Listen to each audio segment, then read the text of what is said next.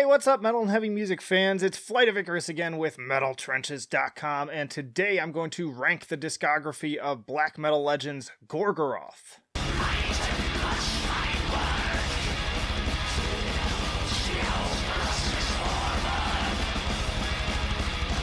And hey, if you like to be kept up to date with the best and brightest metal bands and albums from the underground and above, then stick with me by hitting that subscribe button down below.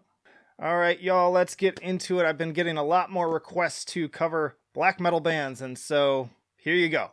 So making me happy here. Following up my Toke list. If you haven't checked that out, you should. But let's get right into it. So we're going to start right at the beginning here, 1994, with their debut album, and great album. Lots of great tracks on here. Starting on high notes. One of my favorite of like the debut second wave black metal albums. Really great stuff. Love the energy. Love that like punk beat there. Love the vocals.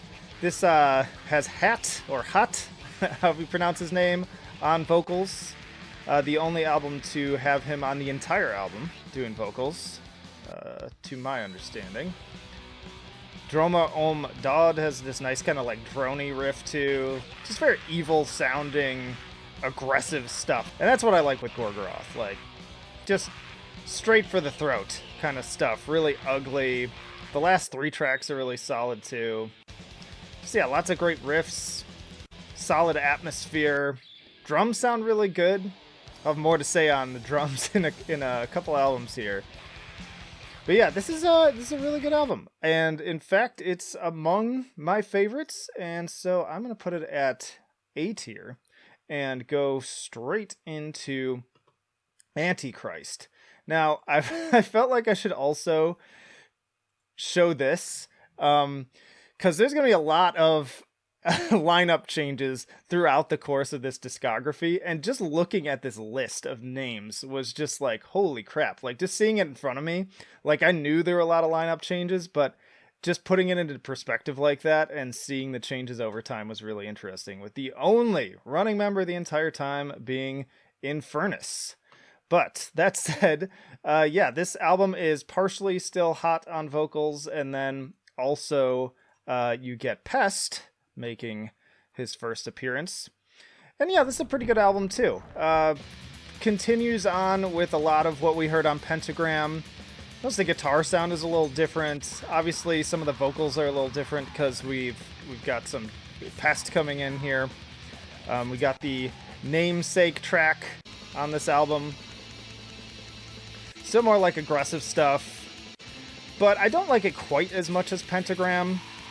It kind of loses me a little bit in the second half, and Pest has some pretty interesting vocals that show up. Like this riff here, some really cool soloing here too. But yeah, the later stuff kind of gets a little dull for me. Sorg I find to be kind of just like a trudge. And for that, it brings it down a little bit in the rankings for me. But still one of the albums that I tend to enjoy. I'm going to put Antichrist at B tier and move on to the big bad here. We got to talk about Under the Sign of Hell, 1997. And I mentioned the drums because the the bass drum sound on this album is iconic. They call it like the cardboard slap. But, and as like, if you put this in your album now, you would just get laughed into a corner, but it fits so well with just the slap in the face sound of this album, and great opening track with Revelation of Doom. I love the bass kick sound on here. Like, when they did the remaster and everything, I was like, don't mess with it. Like, just leave it alone. Just leave it be. You gotta have it, because it's part of like black metal history at this point. Blood Stains the Circle, another great track on here. The Rite of Infernal Invocation. Those opening vocals on this. Yeah, a lot of really wild, crazy vocals. I love this part too. It's like insects attacking, like a swarm of locusts or something. Super aggressive, really amplified everything that I liked about the first two albums to 11. Krieg is also solid. Funeral Procession. That riff. That's something Gorgoroth, I think, does better than almost anyone else, is those, like, descending tremolo lines. It really does feel like you're just falling into hell.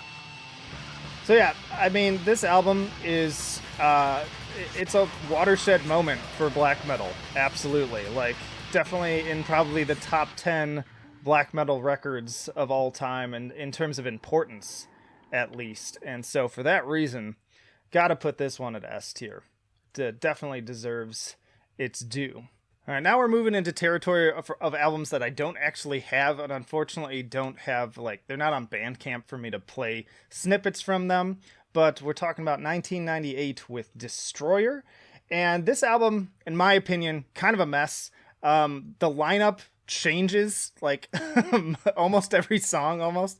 It's their first Nuclear Blast outing, and they've got 3 different vocalists on this one. You've got some remaining tracks with Pest, you got some tracks with T-Reaper, and then you have the first appearance of Gaul, my personal favorite Gorgoroth vocalist. But this album is just like, it's a mess. Like, it's just kind of all over the place. It has its moments, but I'm not a huge fan of it. And it's not terrible. So part of me is kind of like C tier, but I could even potentially see myself moving it to D tier.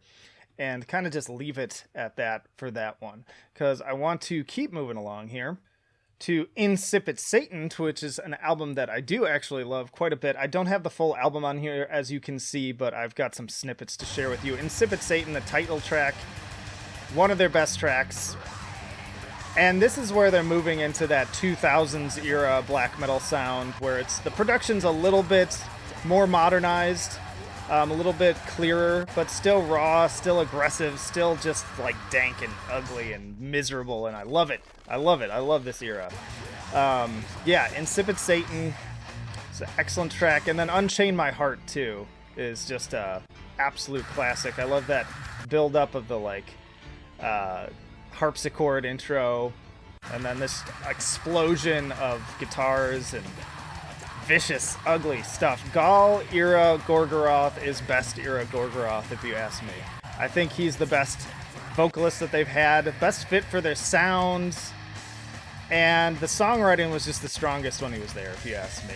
So, fantastic album with a lot of just really chunky, ugly, gritty guitars, and the vocals again, just fantastic. Love it to death.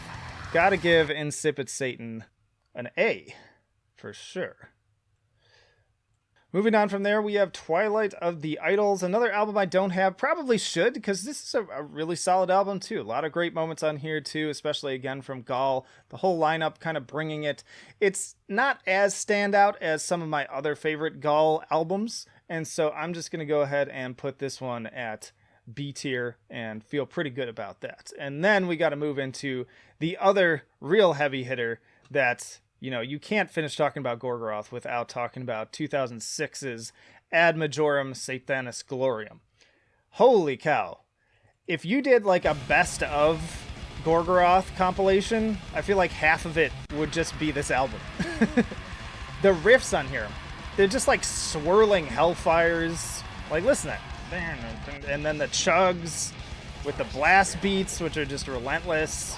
And then Gaul is just in top form. This is probably the best Gaul has ever sounded. World upon world. Just sounds like a beaten, feral creature that's ready to bite back. Carving a giant, legendary, another big, powerful track that lives up to its name. And the guitars, man.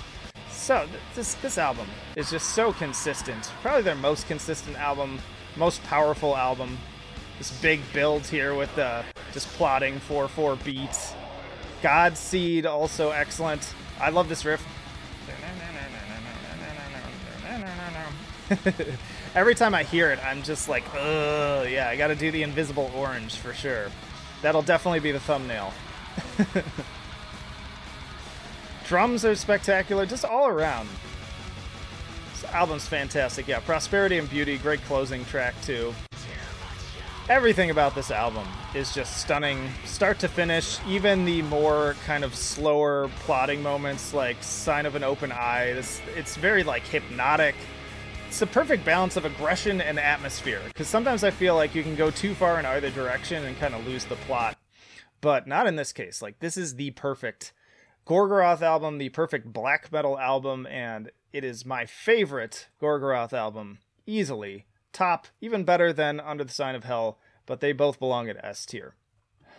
Now, unfortunately, from there, though, things kind of fell apart. This is where things really got ugly between King of Hell and Gaul and Infernus, and the name dispute and all that business, and Infernus being in prison and writing part of this next album. I'm not even going to try to pronounce the name here because I'm just going to absolutely butcher it, but it's their 2009 album, and I feel like it's a very back to basics album, which I could respect on some level. You know, they got Pest back on vocals, and it felt like they were just kind of going back to the Under the Sign of Hell days, but it's like, you can't do that. Like, you can't relive the glory days. Like, I think we all have sort of learned that, especially those of us who have kind of like gotten into like their 30s and 40s and stuff like that. Like, you just accept it. You just can't. You can't recapture that same spark. And I feel like they tried, and just, I know some people really like this album. I find it really dull. It's really kind of slow and doomy too. And none of the tracks like truly stand out for me. There's a moment here and there, but for me, it's pretty forgettable. It's, again, not really bad, but another one that, for me, my personal taste, I would consider putting at D tier, but if I'm just kind of, like, being an outsider, not getting too judgmental about it, it's a C, at least. And then they came back in 2015 with Instinctus Bestialis, with yet another new vocalist. I was prepared to put this as my least favorite album going into this list, because I remember when it came out, I absolutely trashed it and thought it was just generic garbage. Did not like it, but re-listening to them all again, it's not that bad. Like, honestly, it's not that bad. It's not great, but if you ask me, I like it better than these two. And I know that could be controversial. I could really upset some diehard fans out there with that opinion, but I would any day, if I had to choose out of these three, I would pick Instinctus Bestialis. I like the production. It's more of that kind of Gaul era sounding production, and even the songwriting is kind of more in that vein. It doesn't reach the same heights. The tracks aren't as memorable in any degree, and the new vocalist is kind of a little bit milquetoast. He's fine. He works okay, but he's no Gaul, okay? He's no Gaul. He's not even Pest. And so, yeah, it's kind of a C tier album. So yeah, this is more or less how I feel about the Gorgoroth discography. But again, I could even consider doing this, and I know that'll probably make some people mad, but those are kind of like teetering on the brink for me. And I know that that's not necessarily a popular opinion, but hey, I am used to that doing these tier lists. And if you've been watching this series, because I got a whole playlist of them, you're probably almost expecting that going into them at this point. But yeah, that's my Gorgoroth ranking. Now let me know down in the comments, what is your ranking? What's your favorite Gorgoroth album? What's your least favorite? But that'll do it for now. Flight of Icarus signing off. I will see you in the trenches.